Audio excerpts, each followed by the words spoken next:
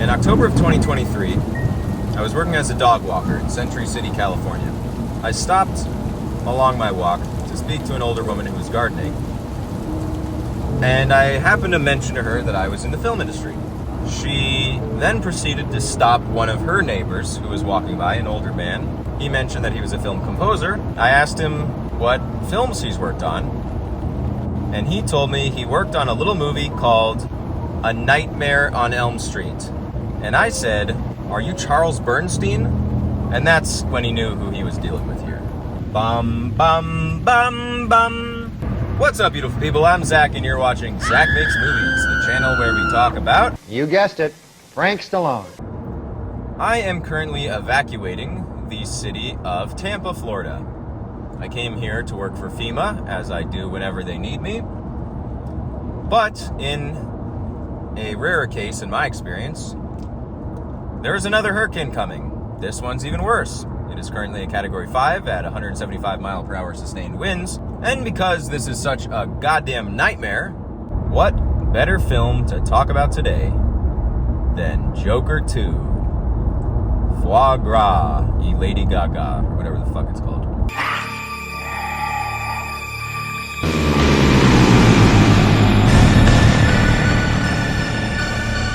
The film was made for about $1.8 million in 1984, which is about this much today.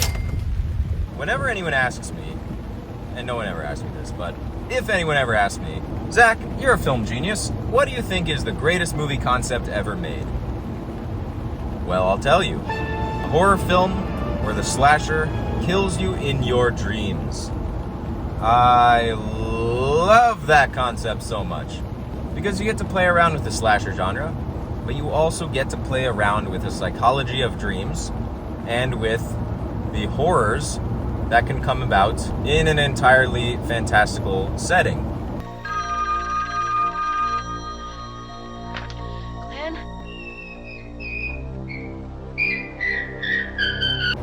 From the very beginning of this masterpiece of a movie, we get to see the iconic symbol of sleep, a sheep running through a creepy factory. This young woman is stalked by a horribly fire-scarred creature known as Freddy Krueger III. Freddy Krueger was a monster, unless you watch the 2010 piece of absolute dog shit remake, which tried to paint him as a sad and sympathetic figure who used to dance around with children like the that he is. But we are not here to talk about that dumpster fire. We're here to talk about one of the greatest horror films ever made, Wes Craven's A Nightmare on Elm Street. Now, Wes Craven is yet another movie genius. Last week we talked about another one of my favorite horror movies, Halloween. John Carpenter, Wes Craven, you just can't get much better than that. George Romero. That's a third one. But for now, we're going to talk about my buddy Wes. And by my buddy Wes, I mean a guy who has no idea that I exist. Yet. Is he alive? No, he's dead. Goddamn. Anyway, Freddy Krueger. One of, if not the most iconic horror villains of all time. Certainly up there with Jason Voorhees, Jason Voorhees' crazy-ass mom, and the great Michael Myers. Yeah, baby! A very common trope in people's dreams is feeling like they're not able to run. Feeling as though their feet are melting in marshmallow.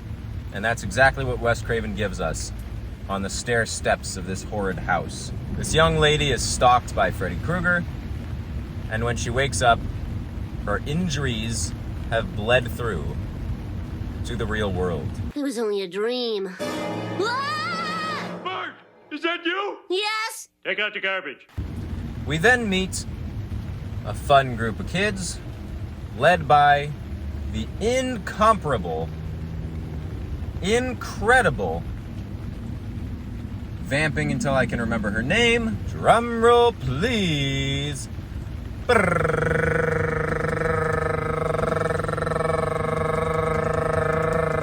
Heather Langenkamp. Heather Langenkamp is one of my favorite scream queens of all time. She is absolutely awesome in this movie. There's just something so unique about her, both her look and her performance. And same goes for pretty much the whole cast in this movie. It's a very quintessentially 80s horror film. The vibrant colors match the dark, dank textures of the nightmare hellscape sequences, and the absolutely incredible, iconic, never gets old soundtrack of the great genius, my good friend, Charles Bernstein, sets the tone of this film almost, I dare say, more successfully than any other horror movie I have ever seen. This is a movie that would be absolutely perfect if it only had an ending. See, much like Lord of the Rings, this movie has 4 endings. Unfortunately, none of them are all that good. I personally prefer the ending where they get into the convertible and the top closes over them, revealing the pattern of Freddy Krueger's iconic sweater. I don't like the part where Heather's mom is yoinked back through the window like a mannequin. But we're not here to take a shit on this movie. The filmmakers of the 2010 version already did. I love so many scenes in this movie. I love the famous sequence where Tina is killed. The practical effects of the upside down room where they had her pulled up to the ceiling and murdered upside down is just so memorable. I'm trying not to say the word iconic too much, but that is the word I would use to describe this film. I think that if I had to pick just one style of horror film to emulate throughout my career, it would have to be A Nightmare on Elm Street. I don't think it's a coincidence that my favorite horror concept of all time has to do with not being able to sleep. As a lifelong insomniac, that tracks. But the reason I can't sleep is because I haven't come up with a movie as good as A Nightmare on Elm Street. Some of my favorite scenes in the movie, the scene in the jail cell, the scene in the classroom, in the Roman streets, as stars with trains of fire and dews of blood, disasters in the sun and the moist air. the scene in the hallway, Where's your pass? and the scene in Scream where Wes Craven is dressed like Freddy Krueger. Probably the most iconic scene in the movie is when Heather Langenkamp is taking a bath.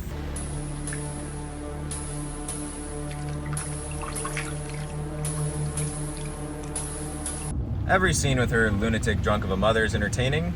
John Saxon, who is famous for his role in movies like Enter the Dragon with the great Bruce Lee, plays Nancy's father. This was Johnny Depp's first film role. Johnny Depp is incredibly likable as long as you don't read any of his text messages. But also don't read my text either. Nancy begins to have these dreams herself. And she too wakes up with injuries from the dream. This was beautifully parodied in the Simpsons Treehouse of Horror episode, A Nightmare on Evergreen Terrace, where groundskeeper Willie is the proxy for Freddy Krueger. There's no mystery about Willie. Why, he simply disappeared. Now, let's have no more curiosity about this bizarre cover-up. Once I'm through with you, they'll have to do a compost mortem. I love the creativity in this film. He really went all out with it. There's an incredibly famous moment where they create a fake wall behind Nancy's bed. I think they're just using a sheet. It's like I don't know what the material is. I don't know anything about material. It's a cloth hung up behind her bed that is pulled so tightly that it looks like a flat wall, so that Freddy Krueger is able to put his hands through it, and it looks like he's stretching a hard wall surface. And then, of course, they cleverly replace it back with a regular wall so that she can knock on it, and it just makes you go, oh, how the hell did they do that? Well, I'll tell you how. They lied to you. You've been lied to. You've mastered the dead tongue, but can you handle the live one?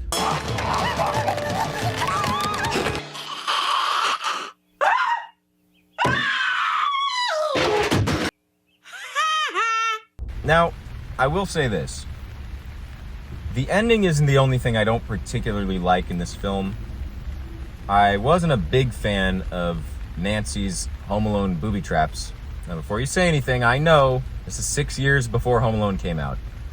But I just don't understand the logic of that sequence. And maybe one of you guys can explain it to me in the comments, because I've never really understood how booby traps in the real world stop Freddy from killing her in her dream. She's twisting around copper wires, all these things that, like, I don't know how the hell she knows how to do any of that. But to be fair, I certainly don't know how an 8-year-old knew how to do it either. No, we'll get to that in a couple months. But I think the real star of the film, honestly, outside of Freddy Krueger and the great Heather Langenkamp, played by Nancy, is the set designer.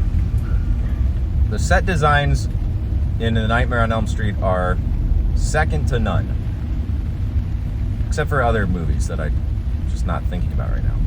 But there's such a beautiful bluish, reddish, purplish, greenish tone in all of the dream sequences. They use a metric fuckload of fog, which I can appreciate. As someone who has seen firsthand how expensive that shit is. And we can't really talk about this movie without talking about the most disgusting scene in the film.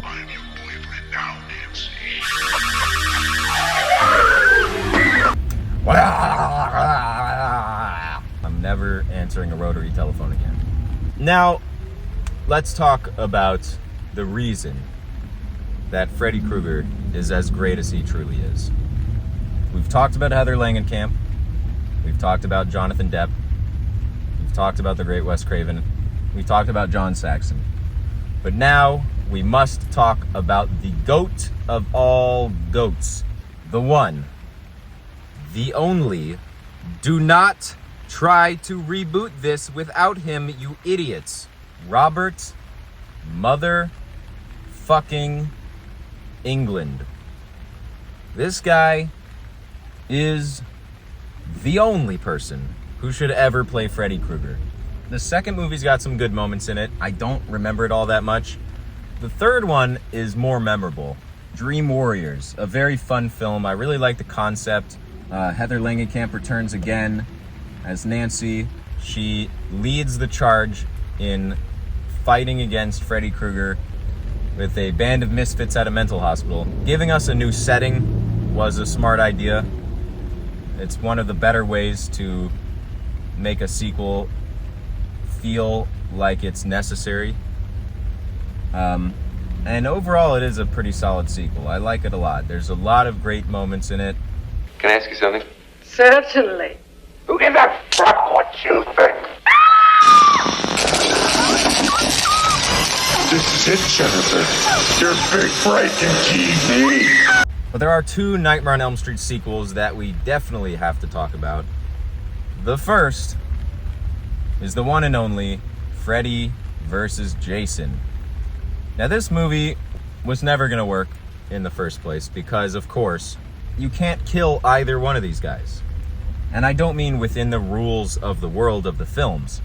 I mean because they are each owned by different studios. Nightmare on Elm Street is owned by New Line Cinema, and Friday the 13th is owned by these guys. Now, I love Jason Voorhees, but come on. Freddy Krueger is 1,000 times better. Except, in this movie, it's a bit problematic. Let's talk about it. No, let's not. Let's instead talk about my favorite Nightmare on Elm Street sequel, Wes Craven's New Nightmare. Now, this one is actually creepy. I don't know how he managed to do it. It is so ridiculous on paper that one would think it would not be scary. But it is. This guy knows what he's doing.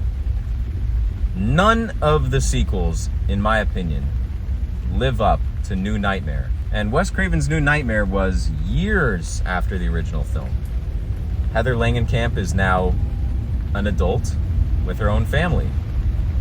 She has a child, and in this movie, she's playing herself.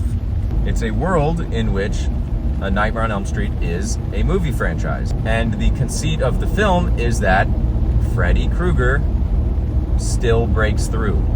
So now you have, and he kind of did this again in Scream 3, but way fucking worse. Which one came first? I don't remember. This one came first.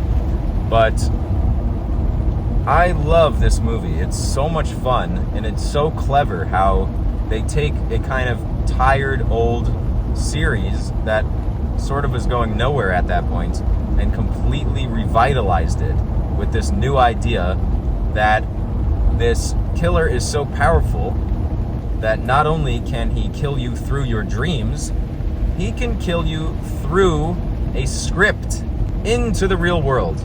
He can break through your dreams, and he can break through your television.